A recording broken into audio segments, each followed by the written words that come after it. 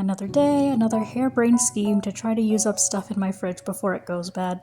This time, it's a carton of eggnog that I bought for Thanksgiving and realized that I'm definitely not going to finish it before it goes bad. It's also way too much for one person to have.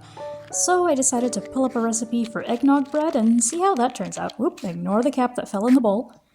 Nobody saw that. Nobody also saw that I used a half a teaspoon instead of a whole teaspoon. And that I tried to measure out the nutmeg in said teaspoon without taking the lid off, gave up, and decided that screw it, this is a measure with your heart situation, and I'm gonna give it a few good shakes.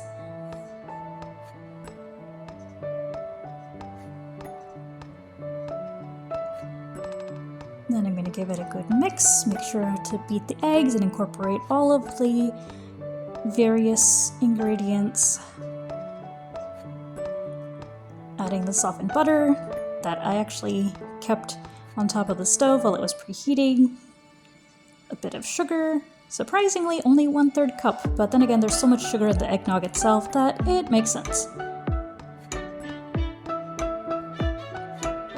Lastly, adding in the flour, which I was supposed to sift, but, well, I don't have a mesh strainer, and so we're just gonna try to mix it up real good and hope that it turns out. I know that baking is not an art, it's a science, but you can't really do science when you're missing all the important science tools.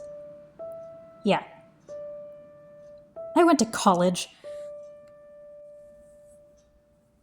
So I was expecting the batter to be a lot thinner and runnier and just pour comfortably into the tray. It did not. It took quite a bit of work and I almost dropped my phone in the process.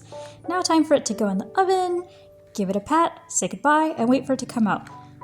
After about 40 minutes, chopstick is clean and bread is ready.